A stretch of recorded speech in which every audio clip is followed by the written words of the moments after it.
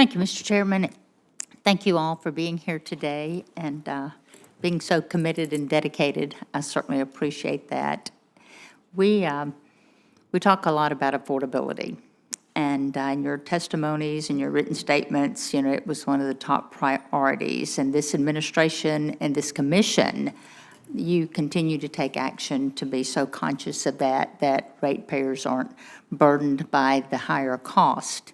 And Mississippi, my home state, continues to be at the forefront of safeguarding ratepayers by ensuring companies like data centers pay their fair share for large loads. So I want to talk about the large load rates.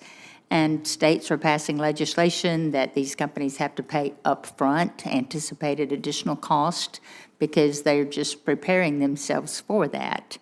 But what mechanisms is FERC implementing specifically for large load customers to pay upfront payments and commitments to maintain minimum financial contributions to keep the rates from rising? And anybody that wants to take that, or all of you can take that. Thank you for the question, Senator. I'll take the first crack. So our approach to that issue, which is squarely in front of us for this country and also raised by the President in his ratepayer protection pledge, is a twofold approach. We are casting a wide net across the country, which we've all talked about in our June orders. I'm happy to get into that in more detail if you'd like. But before I do that, we are also looking at the minutia. We have agreements filed with us across the country from various utilities and large load arrangements on almost a daily basis with their proposing deals and interconnection arrangements that implicate hundreds of millions of dollars.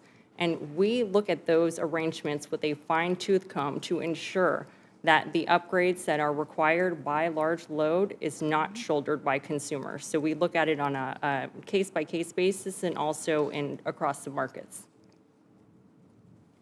Certainly. Thank you, Senator Hyde-Smith, for the question. And yeah, I'll elaborate a little bit on the orders to show cause, and I'll just say what's in the orders because they are pending in front of the commission.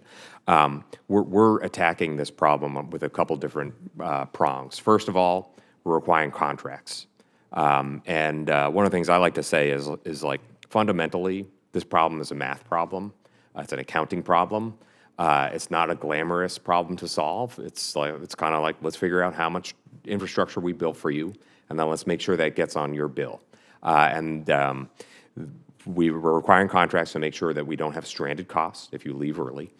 We're requiring contracts that if we have to build a lot of infrastructure up front and the project isn't energized, that we have a way to bill the project for that cost and it doesn't go to other consumers. We've talked a lot about advanced transmission technologies and GETs. We have a strong requirement in our orders to show cause. It actually goes further than any commission order on consideration of GETs. And it does that by not just asking the utilities to consider an alternative to spend, but also use a power flow study that can actually model the advanced transmission technology and provide a public report on why you couldn't do it if you can't do it. And then we also have some transparency because you mentioned Mississippi. I've met with the folks from Entergy with their team there and heard about the work that they're doing at the state level. What we've heard from state commissioners is when your interstate transmission projects show up at our commission, we don't always know what was spent for who. And so in our rules, we're asking people to, if you built a network upgrade to serve a large load, you got to make that public and let the state commission know so that they can then use their large load tariff and charge it to the right customer. And so none of this is perfect, but it's a big step in the right direction, and we're going to get some public comment and some iteration on it, and we're going to keep working with our state colleagues to get this right, because fundamentally, this is basic math. It's addition and subtraction. Like I really believe we can do this. So is the state legislation necessary with your contracts? Ultimately, under the Federal Power Act, the responsibilities for the commission are separate from those from the state commissions. So the state commissions, they're responsible for giving the bills to the end-use customers, whether it's a small business, a home, or a data center. We're not responsible for that. We give the bills to the transmission system customer, which tends to be like an Entergy. in Mississippi.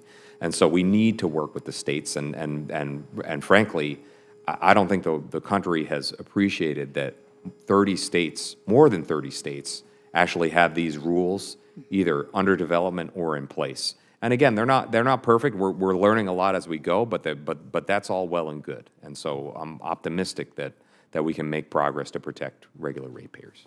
Thank you so much, and my time is up.